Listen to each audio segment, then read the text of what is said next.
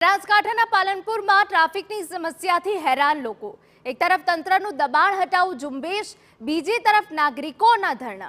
Highway પર વધતી ટ્રાફિકની સમસ્યાને લઈને નગરપાલિકા, નેશનલ હાઈવે ઓથોરિટી અને R&B વિભાગ દ્વારા ઝુંબેશ હાથ ધરવામાં આવી છે। 1000થી વધુ દબાણો દૂર કરાયા અને તંત્રની 3 ટીમ દબાણ હટાવવાની કામગીરીમાં જોડાઈ છે।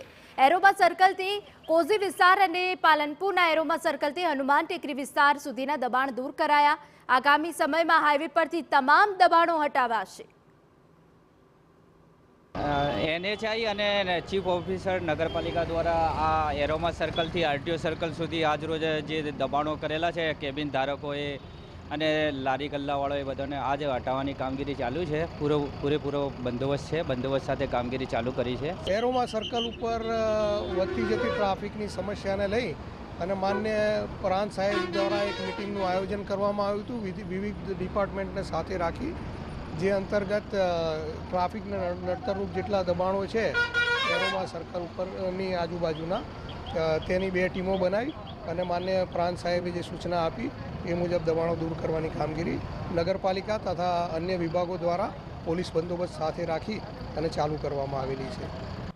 તો બીજી તરફ નાગરિકોએ બાયપાસ બનાવવા માટે ધરણા શરૂ કર્યા છે। તેઓનું કહેવું છે કે દબાણ હટાવવું માત્ર એક તંત્રનું નાટક છે। આવતીકાલથી પરિસ્થિતિ યથાવત રહેશે।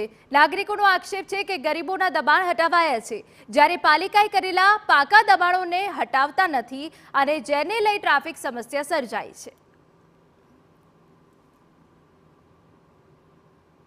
R&B ડિપાર્ટમેન્ટ હજી એમને ખબર નથી કે દિવાલ ક્યાં સુધી બહાર છે, ક્યાં સુધી તોડવી જોઈએ, ક્યાં સુધી નથી તોડવાની, કશું ખબર નથી। ખાલી માત્ર બહાર ને બહાર જે ગરીબ લોકોના નાના નાના ઝૂંપડા હોય અથવા જે એમના જે ગલ્લા છે એ હટાવવાની કાર્યવાહી થઈ રહી છે।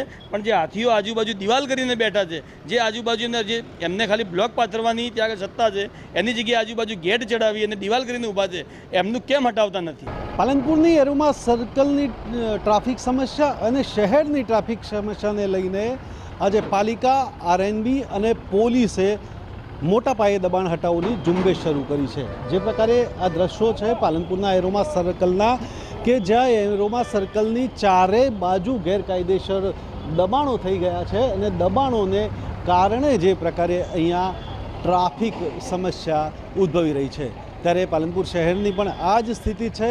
ગેરકાયદેસર દબાણોને કારણે જે છે એ ટ્રાફિક સમસ્યા ઉદ્ભવી રહી છે।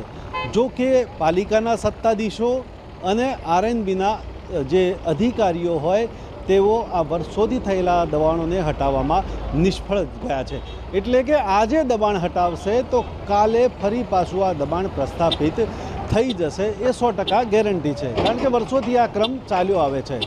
અત્યારે તો જે કલેક્ટરની સૂચના બાદ અને નેશનલ હાઈવે ઓથોરિટીના સૂચનો બાદ જે પ્રકારે આજે આ કાર્યવાહી થઈ રહી છે, પરંતુ જે પ્રકારે મોટા પાયે અહીંયા દબાણ છે, ત્યારે પાલિકા, R&B અને પોલીસનો જે ટાર્ગેટ છે તે 1500થી 2000 જેટલા દબાણો છે એ પાલનપુર હાઈવે અને પાલનપુર શહેર ખાતે હટાવાશે। ત્યારે ચોક્કસ આ ટ્રાફિક સમસ્યા માટે આ જે કાર્ય છે, પરંતુ જો આવતીકાલે દબાણ ફરીથી ન થાય તે તંત્રએ જોવાનું રહેશે। અતુલ ત્રિવેદી, TV9 બનાસકાંઠા।